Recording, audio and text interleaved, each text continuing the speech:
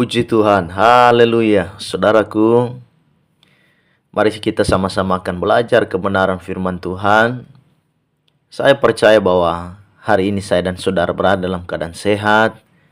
Tapi jikalau saudara sakit juga, kita percaya bahwa Tuhan sanggup untuk menyembuhkan kita.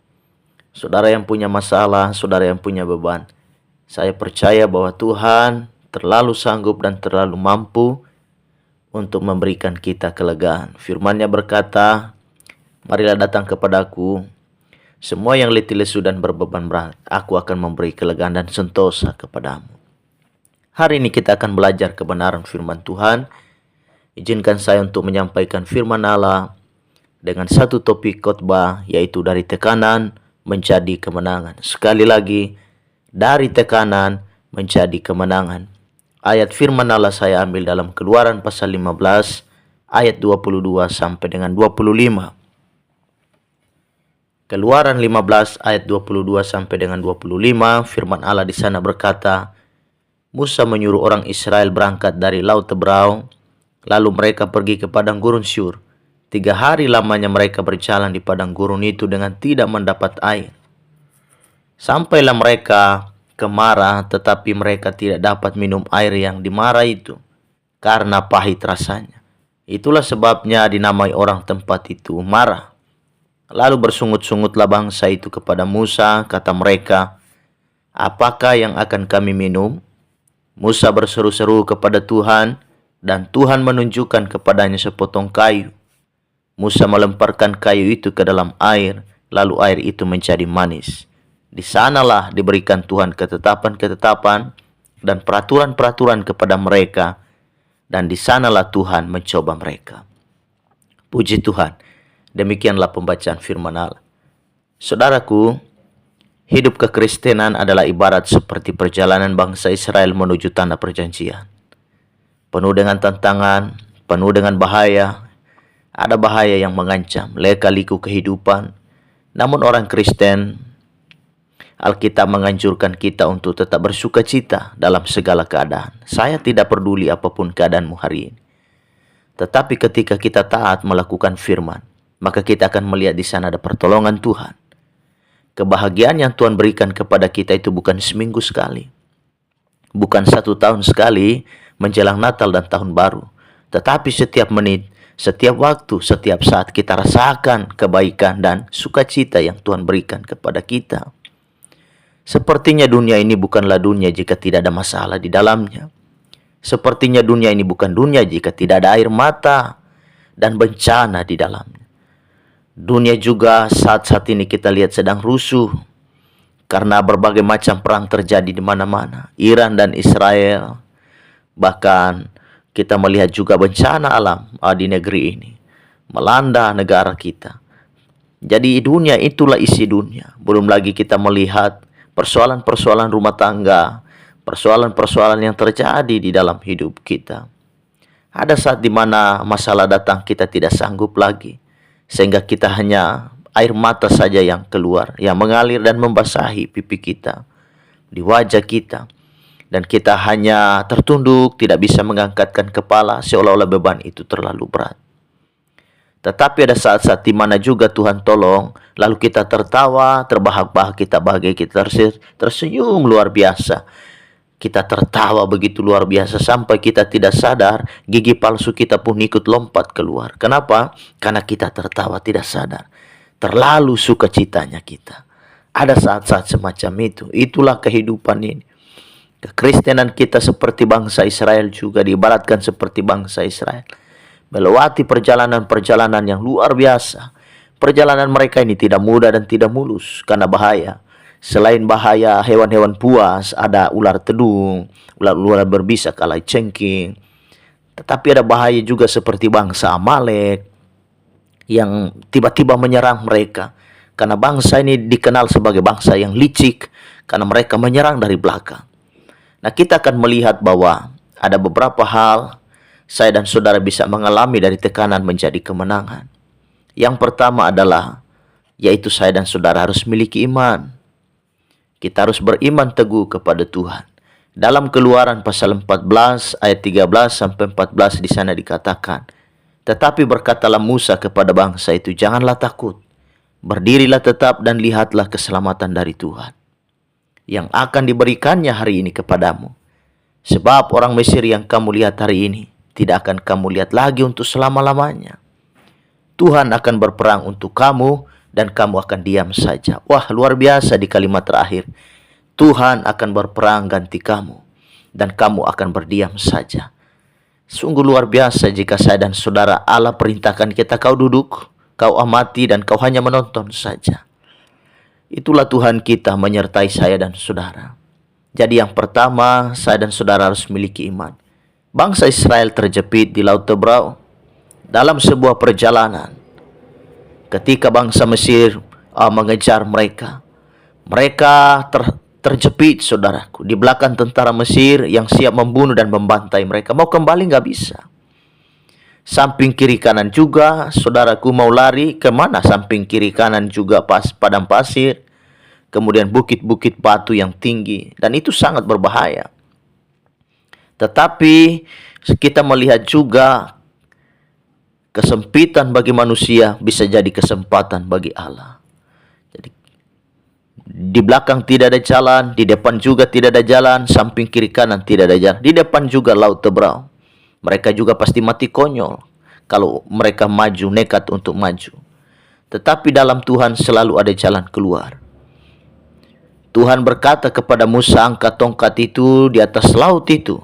Maka terbelahlah laut itu menjadi dua, sehingga bangsa Israel bisa melewatinya. Bagi Tuhan selalu ada jalan keluar. Mungkin saya dan saudara hari ini sedang terjepit karena saudara berkata, "Wah, muka belakang tidak ada jalan, samping kiri kanan tidak ada jalan." Tapi saudara percaya masih ada satu jalan, yaitu saudara memandang ke atas, yaitu kita berseru dan kita memanggil nama Tuhan. Ada jalan, ada satu jalan yang selalu terbuka, yaitu jalan kita memandang ke atas, yaitu kita berseru kepada Tuhan. Mungkin hari-hari ini saudara mengalami hal yang sama seperti dialami oleh bangsa Israel.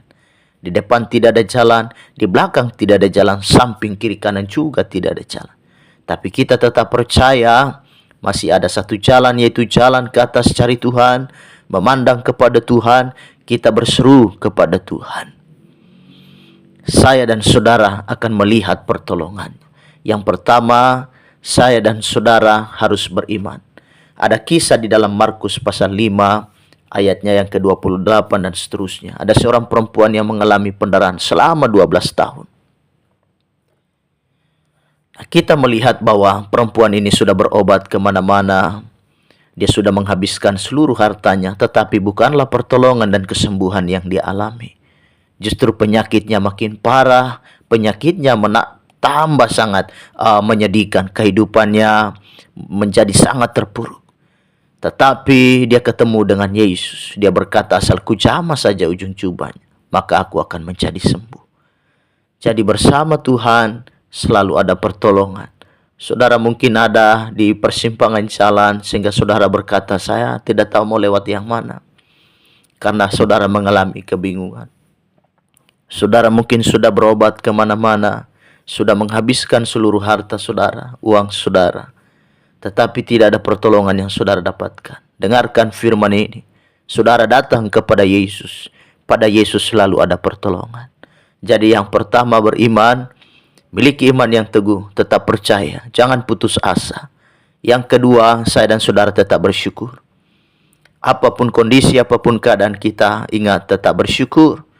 Keluaran 15 ayat 20-21. Di sana dikisahkan, lalu Miriam, Nabiya itu, saudara perempuan Harun, mengambil rebana di tangannya, dan tampillah semua perempuan mengikutinya, memukul rebana serta menari-nari. Dan menyanyilah Miriam memimpin mereka, menyanyilah bagi Tuhan, sebab ia tinggi luhur. Kuda dan penunggangnya dilemparkannya ke dalam laut. Kita lihat bahwa Miriam ini tidak muda lagi. Dia ini kan kakak daripada Musa. Nah, oleh sebab itu ini sangat luar biasa. Setelah bangsa Israel terluput dari ancaman besar itu, mereka bersuka cita. Musa mengajarkan mereka sebuah lagu sebagai rasa syukur mereka kepada Tuhan.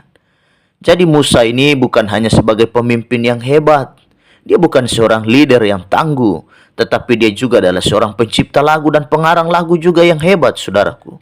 Dan saudara tahu, lagunya Musa ini menurut kita Wahyu pasal 15 ayat 3, nanti kita juga akan menyanyikannya di sorga. Wah, betapa luar biasa Musa ini.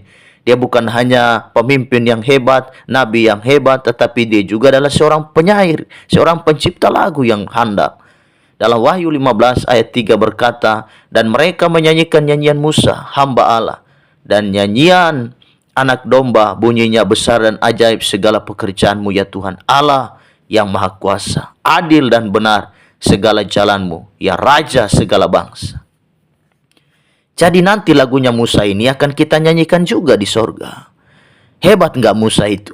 Jadi Musa ini sangat luar biasa. Jadi tetap bersyukur. Kita seperti Miriam yang dengan sungguh-sungguh memuji Tuhan dan dengan rebana, tamborin dan menari memuji Tuhan. Rasa syukur yang ia panjatkan, yang ia naikkan atas pertolongan Tuhan. Jadi saudara jangan merasa bosan apalagi tidak mau terlibat pelayanan. Saudara jangan merasa, saya sudah tua, tidak perlu lagi untuk melayani Tuhan, sudah waktunya pensiun. Di pelayanan tidak ada kata pensiun. Jadi saya dan saudara tetap melayani, karena Miriam ini, saudaraku, Miriam ini diperkirakan usianya lebih dari 85 tahun, karena Musa waktu itu sekitar 80 tahun. Jadi Miriam ini kan kakaknya Musa dan Harun. Jadi otomatis dia usianya lebih daripada 80 tahun. Melebihi Musa dan Harun. Jadi bayangkan, di usia yang sekitar 85 tahun, tetapi masih terlibat pelayanan, masih terlibat suka memuji Tuhan, ada kerinduan melayani. Bagaimana saya dan saudara? Apalagi saya dan saudara masih jiwa-jiwa muda, kekuatan ada, kemampuan ada, semua kemampuan diri kita masih ada pada kita. Kenapa kita tidak mau terlibat dalam pelayanan? Jadi saya dan saudara tetap bersyukur. Kita bersyukur sebagai rasa syukur. Selain saudara memuji Tuhan, saudara juga bisa terlibat pelayanan. Ambil bagian di dalam pekerjaan Tuhan. Jadi pujian penyembahan, saya dan saudara tetap bersyukur menaikkan pujian penyembahan kepada Tuhan. Dalam Kisah Para Rasul pasal 16 ayat 25, ada kisah yang sangat luar biasa juga. Paulus dan Silas diselamatkan Tuhan hanya gara-gara mereka memuji dan menyembah. Tengah malam mereka mengambil kesempatan itu hanya untuk apa? Mereka memuji Tuhan. Jadi ini sangat luar biasa. Saya dan saudara jangan bangun pagi bersungut, apa-apa tidak pas di hati. Jadi saya dan saudara jangan lupa bersyukur.